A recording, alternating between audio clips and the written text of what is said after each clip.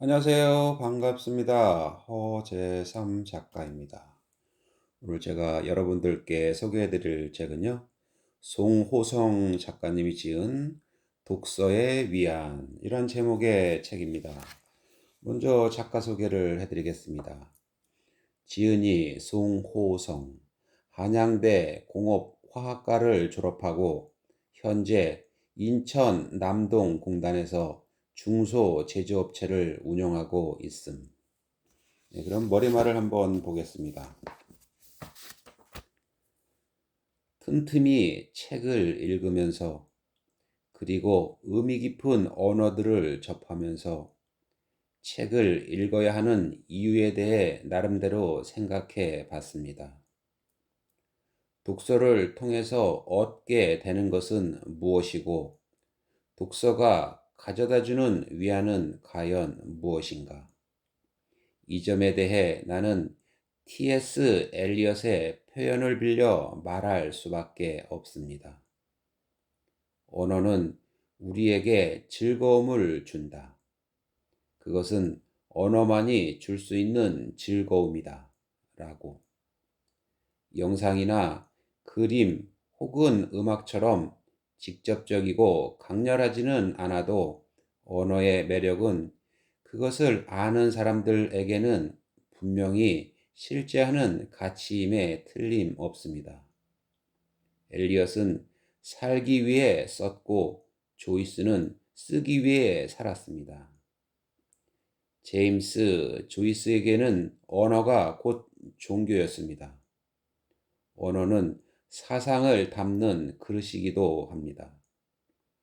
니체는 가장 위대한 사상의 출현이야말로 가장 위대한 사건이다 라고 말했는데, 행위의 역사 못지않게 중요한 것이 사유의 역사라고 생각합니다. 사유의 역사가 곧 철학입니다. 동물과 인간의 차이를 구별하기 위해 철학이 필요했던 것은 아닙니다. 동물은 동물일 뿐이고 인간은 인간일 따름입니다. 2500년 전 공자는 어질 인에서 인간을 발견하고자 했습니다. 공자의 생각에 따르면 인은 인간의 근본입니다. 그는 말하기를 사람이 어질지 못하면 이해가 무슨 소용이 있겠는가 라고 했는데, 어질지 못한 사람에게 이해란 의미 그대로 허례일 뿐입니다. 인류를 특징짓는 함축적인 언어들이 있습니다. 예컨대 노자의 이런 말이 나옵니다. 정이 열을 이긴다. 또는 도의 자격은 약하디 약한 것이다. 혹은 빛은 있으되 반짝이지는 않는다. 이런 말들은 그 뜻을 이해하거나 혹은 오해하는 자에게 각별한 의미로 다가옵니다. 그리고 결정적인 사상을 제시합니다. 석가, 아리스토텔레스, 디오게네스, 제논, 세네카, 에픽테토스, 스피노자, 쇼펜하우어 같은 사람들이 이런 류의 사상에 경도됐습니다. 그리고 2300년 전 사람 에피쿠로스는 이렇게 말했다고 합니다. 다중의 신을 조롱하는 자가 아니라 신에 관한 다중의 의견을 수용하는 자가 신을 공경하지 않는 자이다. 물론 이것은 지적 귀족주의를 대변하는 말입니다. 실제로 데카르트와 스피노자는 가장 무지한 사람에게도 가장 학식 있는 사람에게와 마찬가지로 천국의 길이 동일한 기준으로 열려 있다고 하는 기독교의 가르침에 대해 불만을 토로한 적이 있습니다. 그리고 칼 마르크스는 능력에 따라 개개인으로부터 필요에 따라 개개인에게 라고 말했는데, 이 말이 지시하는 바의 의미를 음미하면서 우리는 상상 속에서나마 지상의 유토피아를 그려볼 수 있습니다. 언어에서 이미지를 보는 사람에게 언어의 영향력은 실로 지대한 것입니다. 음악이나 미술은 양식을 의식하지 않을 수 없습니다. 그러나 언어는 양식에 구애받지 않습니다. 2500년 전에 공자가 그랬듯이, 그리고 2400년 전에 소크라테스가 그랬듯이, 그들이 즐겨 썼던 언어를 형태만 달리할 뿐 의미에서는 변함없는 그대로 지금의 우리도 즐겨 사용하고 있습니다. 그러나 이것은 언어의 유의가 아닙니다. 만일 이것이 말장난에 불과하다고 한다면 예수와 석가와 공자와 소크라테스를 포함하는 인류의 모든 가치는 부정되고 말 것입니다. 그들의 언어 속에 그들이 존재하기 때문입니다. 언어는 시대와 장소를 초월하여 의미를 전달합니다. 예컨대 노자와 아리스토텔레스와 스피노자의 유사성을 발견하면서 다른 것은 개인에게 속하고 같은 것은 인류에서 비롯된다는 사실을 깨닫게 되는데, 이 또한 독서를 통해서 얻을 수 있는 즐거움 중의 하나입니다. 노자는 무위를 꿈꾸었고 아리스토텔레스는 철학적 지혜가 깃든 관조하는 삶을 인간에게 가능한 최고의 행복으로 여겼으며, 스피노자는 행위에 우선하여 이식, 그 자체를 최선의 것으로 간주했습니다. 노자에 의하면 덕이란 도를 깨닫고 따르는 것을 말합니다. 그런데 이것은 이른바 무위를 행함으로써만 가능한 일입니다. 노자가 말하는 도가 서양에서 말하는 신에 해당한다면 덕은 신앙에 해당한다고 볼 수 있습니다. 스피노자의 견해 또한 노자와 다를 바 없는데, 인간의 정신이 인식할 수 있는 최고의 것은 무엇인가? 라는 질문에 신에 대한 인식이라고 답합니다. 스피노자에 따르면 최고의 선은 신에 대한 지식을 갖는 것이며, 최고의 덕은 신에 대한 인식에 다다르는 것입니다. 그리고 아리스토텔레스 역시 스피노자처럼 최고의 인식을 최고의 가치로 보았습니다.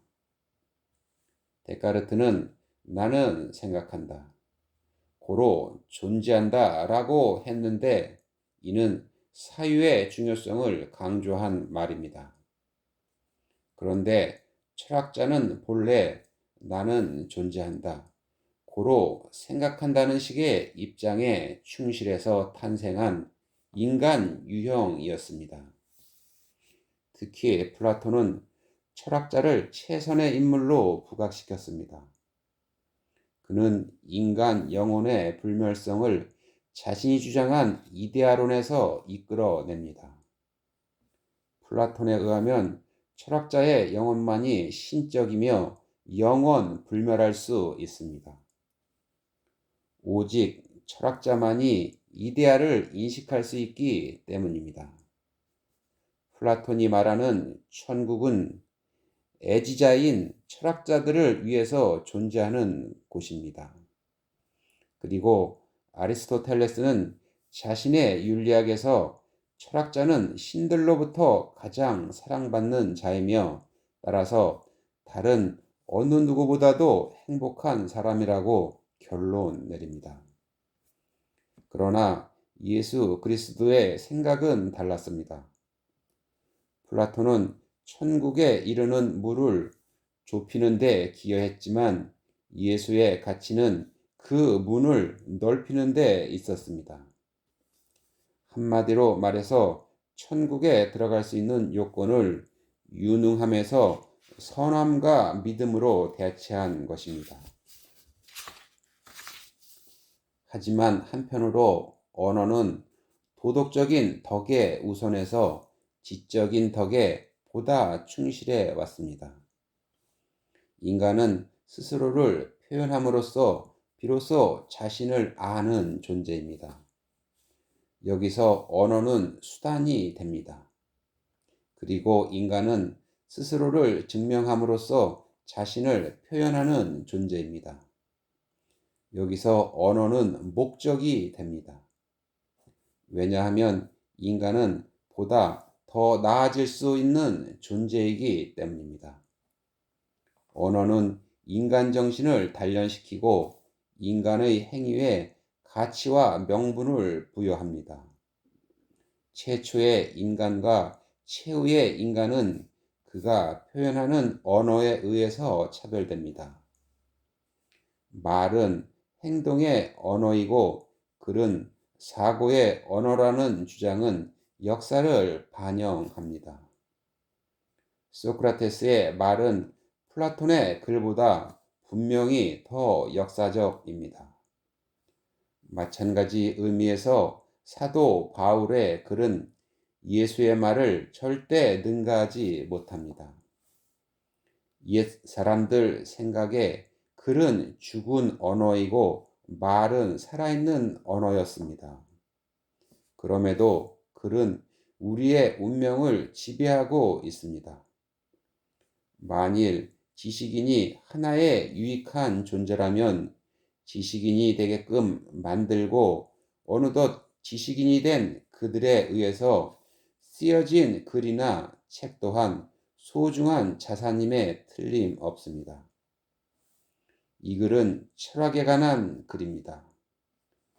플라톤, 아리스토텔레스, 데카르트, 스피노자, 칸트, 쇼펜하우어, 니체, 공자, 묵자, 노자, 맹자, 순자를 읽으면서 감명받았던 진솔하고 인상적인 언어들을 함축적으로 요약해서 책으로 엮은 것입니다.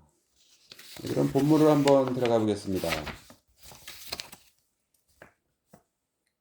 책을 읽는 목적은 우선은 자신의 식견과 안목을 높이는 데 있고 궁극적으로는 정신적으로나 정서적으로나 쿨해지는 데 있다. 쿨해진다는 것은 냉정해진다기보다는 냉철해진다는 걸 의미하는 것이고 세상을 등지는 게 아니라 세상과의 충분한 심리적 거리를 유지하는 걸 뜻하는 것이다. 책을 읽어야 하는 이유. 독서를 취미생활쯤으로 여기는 사람들은 진정한 독서인이 되지 못할 것이다. 그러나 앙드레 말로가 말한 것처럼 취미를 갖는다는 게 전문가가 된다는 걸 의미한다면 예외가 될 수도 있을 것이다. 책을 읽는다는 것은 이를테면 외국어를 공부하는 것과 같다고 볼 수 있다. 영어를 공부하면서 단어를 모르면 문장을 이해하지 못한다. 책을 읽는 것도 마찬가지다. 예컨대 슈팽글러가 쓴 서구의 몰락 한글 번역본을 펼치고 단 몇 페이지만 읽어보라. 취미로 책을 읽어온 사람들은 무슨 말인지 전혀 이해하지 못할 것이다. 서구의 몰락은 전문 학술서도 아니고 난해한 용어들로 나열된 인식론이나 형이상학적인 관념론과는 거리가 먼 책인데도 불구하고 말이다. 우선 독자는 이 책에 등장하는 다양한 인물들의 이름을 접하면서 난감해할 것이다. 두세 페이지만 읽어도 카이사르, 알렉산드로스, 나폴레옹, 샤를마뉴, 페트라르카, 하드리아누스, 필리포스, 안토니우스, 옥타비아누스, 브루투스, 알키비아데스, 플루타르코스 같은 이름들을 볼 수 있는데 독자에게 낯익은 이름들도 있겠지만 생소한 이름들도 적지 않을 것이다. 그런데 이들에 대한 약간의 상식조차도 없다면 이 책을 읽어나가기가 용이하지 않을 것이다. 토인비의 역사의 연구나 에드워드 기본의 로마 제국 세망사 같은 책들도 마찬가지다. 이들 책들을 읽기 힘든 또 다른 이유는 타의 추종을 불허하는 저자들의 박학다식에서 찾을 수 있다. 독자들이 이 책들을 접하면서 곤혹스러워하는 것은 이들 책의 저자들이 그들 특유의 박학다식을 바탕으로 해서 하나의 주제를 여러 주제들과 한데 묶어 대위법적으로 동시에 전개해 나가는데 능숙하기 때문이다. 서구의 몰락이 그 대표적인 경우이다. 진정한 철학자는 철학적인 영역은 물론이고 정치적인 영역, 윤리적인 영역, 예술적인 영역을 망라해서 일정한 형식에 밀어 넣어야만 한다고 니체는 말했는데 실제로 프랜시스 베이컨이 모든 학문을 자신의 영토로 삼았듯이 철학, 역사, 예술을 포함하는 거의 모든 분야의 영역을 깊이 있게 다루고 있다는 점에서 슈팽글러는 니체의 가르침을 그대로 따르고 있다. 데니얼 부어스터는 슈팽글러를 가리켜 놀라울 정도의 스케일과 대담함, 그리고 미묘한 차이에 대한 독창적인 견해와 탁월한 미적 감수성을 지닌 인물이었다고 평했는데 이보다 더 적절한 평가는 없을 것이다. 토인비 역시 슈팽글러의 버금가는 박학다식의 소유자였다. 역사의 연구에서 토인비는 모든 문명의 발전과 쇠퇴는 도전과 응전의 법칙에 따라 결정된다는 자신의 기본 구상을 설명하기 위해 방대한 분량의 자료를 수집해서 소개한다. 슈팽글러가 서구의 몰락을 저술하는데 10년이 걸렸다고 한다. 그리고 전 10권에 달하는 토인비의 역사의 연구는 30년에 걸쳐서 완성된 필생의 역저이다. 이 책들을 만만하게 볼 수 없는 이유가 여기에 있는 것이다. 어려운 책이 반드시 좋은 책이라고 말할 수는 없을 것이다. 그러나 본질에 대해서 얘기하는 책 치고서 어렵지 않은 책이 없다. 읽기가 어렵다고 해서 역사가 보증하는 고전들을 외면한다면 독자는 본질을 파악하지 못하고 피상적인 지식만을 접하게 될 뿐이다. 반드시 본질에 닿아야만 한다. 본질을 표현하지 못하는 사상이나 작품을 역사는 쓰레기로 취급해 왔다. 예민한 독자라면 앙드레 말로의 소설이 아니라 평론을, 그리고 T.S. 엘리엇의 시가 아니라 산문을 읽어볼 필요가 있을 것이다. 무엇보다도 그들은 플라톤에서 니체에 이르기까지 누구도 도달하지 못한 깊이의 심화를 이루어냈다. 우리는 앙드레 말로의 소설을 어렵지 않게 읽을 수 있다. 그러나 그의 평론을 이해하는 것은 쉽지 않다. 평론에서의 그의 논조는 슈팽글러의 논조와 거의 유사하기 때문이다. 반면 우리는 엘리엇의 시는 난해해서 쉽게 이해하지 못해도 엘리엇이 쓴 산문은 얼마든지 이해할 수 있다.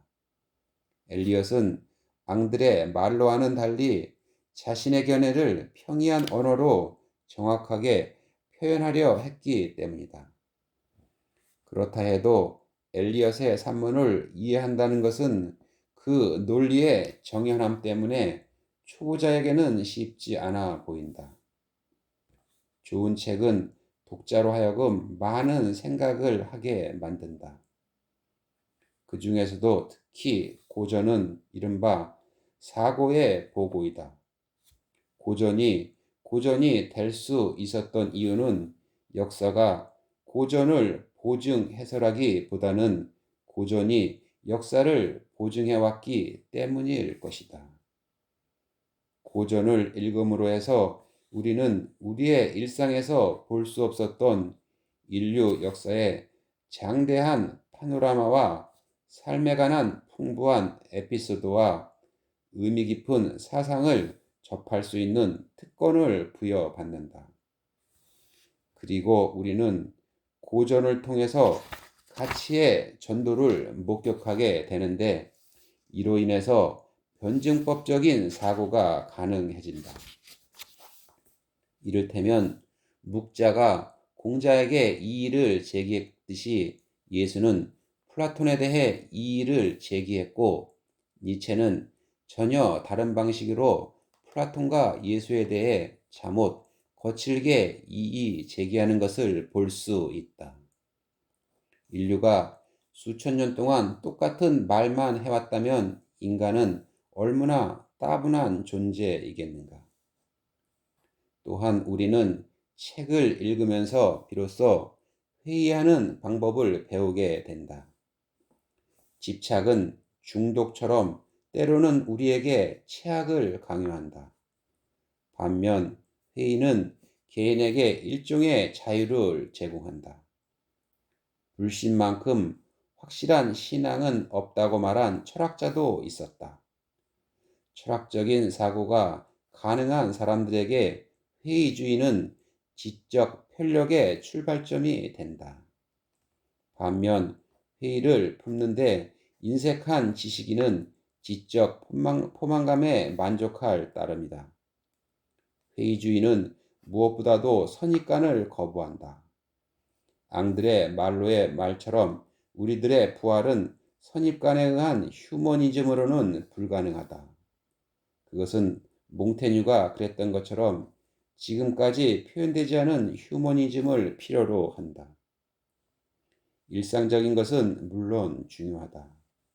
하지만 일상 외의 것도 역시 중요한 것이다.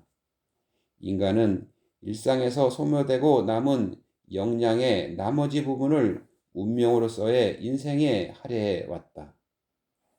자신에게 보여지는 것만이 이 세상에 실제하는 모든 것이라고 생각한다면 문제될 게 없을 것이다.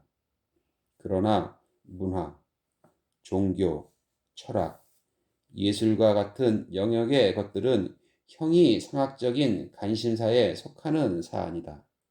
네, 저는 여기까지 말씀드리고 다음에 새로운 책을 가지고 찾아뵙겠습니다. 감사합니다.